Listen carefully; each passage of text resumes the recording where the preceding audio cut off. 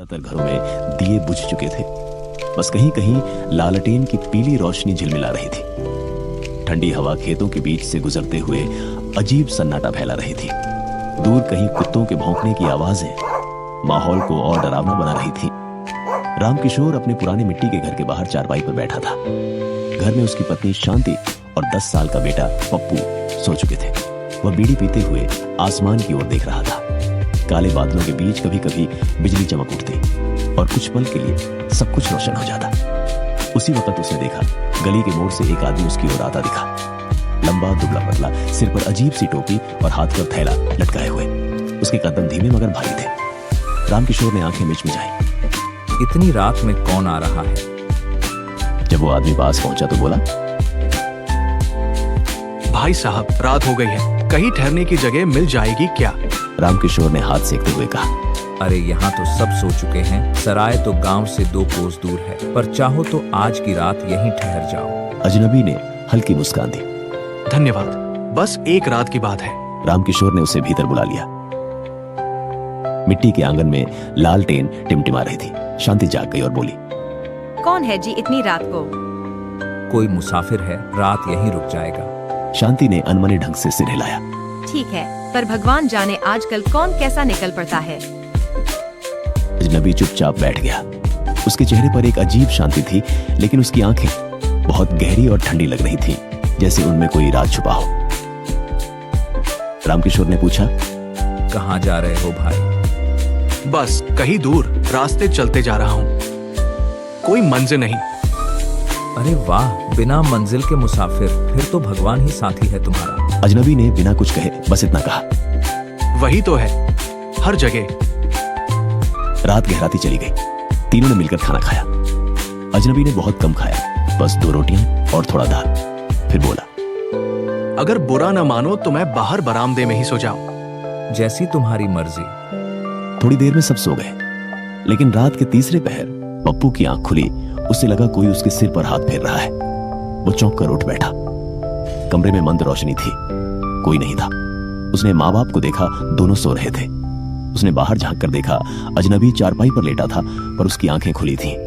वो सीधा छत की ओर देख रहा था, बिल्कुल बिना पलक झपकाए। पप्पू डर गया। उसने सिर चादर में छुपा लिया। सुबह जब सब उठे तो अजनबी कहीं नहीं था।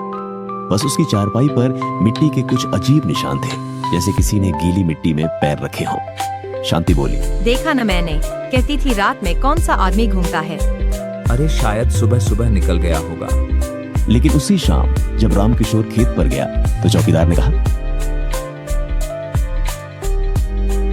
कल रात तालाब के पास किसी अजनबी की लाश मिली है। पुलिस आई थी सुबह, कोई पहचान नहीं मिली। कैसी लाश?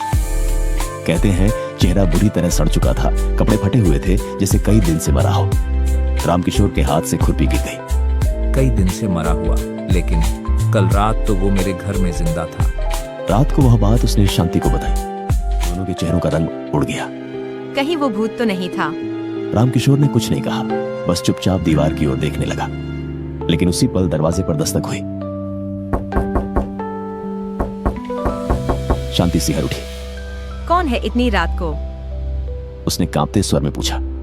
बाहर से वही धीमी आवाज आई, भाई साहब, मैं फिर आ गया हूँ, एक रात और ठहर जाओ।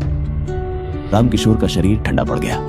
उसने दरवाजे की दरार से झांका। बाहर वही आदमी खड़ा था, लेकिन अब उसके चेहरे पर मिट्टी लगी थी और आंखें पूरी तरह लाल थीं। वो बोला, कल रात बहुत अच्छा रहा, आपने बहुत अच्छा स्वागत किया। रामकिशोर का दिल जोर जोर से धड़कने लगा। भगवान का नाम लो, दरवाजा मत खोलो। पर तभी दरवाजा अपने आप खुल गया। अंदर कोई हवा नहीं चली थी, फिर भी कुंडी हिली और फटाक से खुल गई। अजनबी धीरे धीरे अंदर आया। उसके पैरों से गीली मिट्टी टपक रही थी, जैसे वो दलदल से होकर आया हो। मुझे फिर वही जगह चाहिए, उसने कहा और बरामदे की ओर बढ़ गया। रामकिशोर बोल भी नहीं पाया, बस स्तब्ध खड़ा देखता रहा। अजनबी चारपाई पर लेट गया और आंखें बंद कर ली। सुबह जब सूरज निकला, चारपाई खाली थी। बस उस पर मिट्टी की मोटी परत और एक पुराना लोहे का सिक्का पड़ा था। रामकिशोर ने उसे उठाया तो सिक्का इतना ठंडा था कि उंगलियां सुन्न पड़ गई।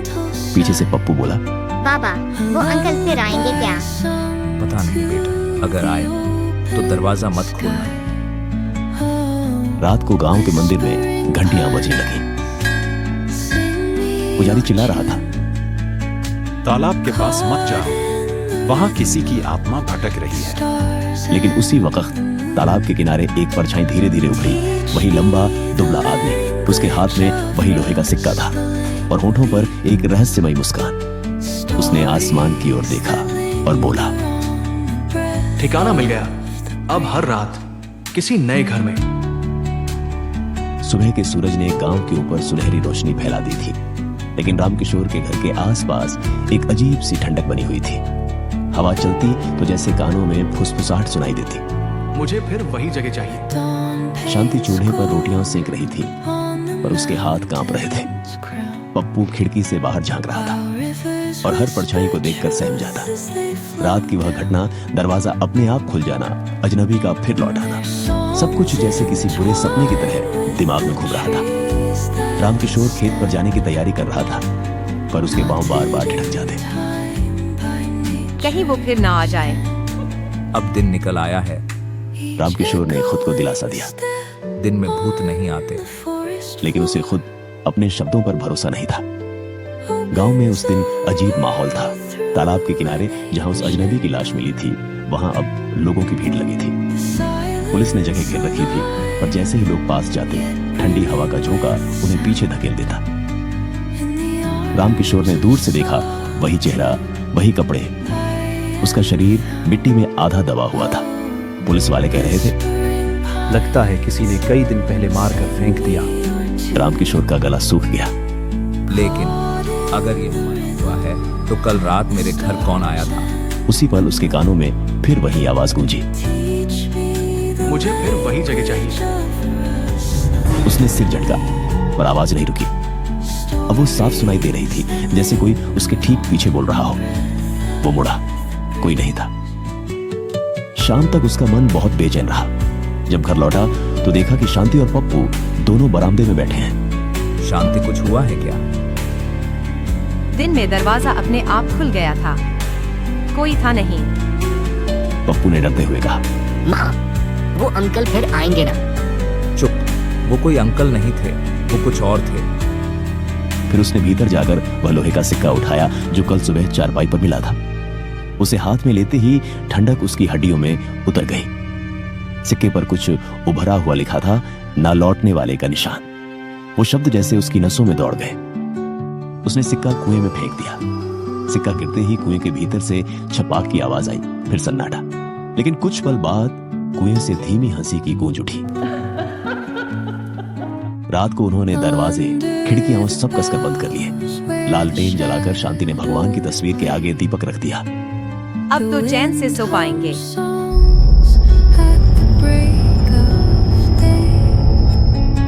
पर आधी रात को दीपक अपने आप बुझ गया। सारे कमरे में अंधेरा छा गया। रामकिशोर को नींद नहीं आ रही थी। अचानक उसे लगा कोई आंगन में चल रहा है। उसने खिड़की से झांका। बरामदे की चारपाई पर वही अजनबी बैठा था, सिर झुका हुआ, हाथ में वही सिक्का जो उसने कुएं में फेंका था। तू फिर आ गया। अजनबी ने धीरे से सिर उठाया। उसकी आंखें अब बिल्कुल काली थी और होठों से मिट्टी झर रही थी। तुमने मेरी चीज फेंक दी।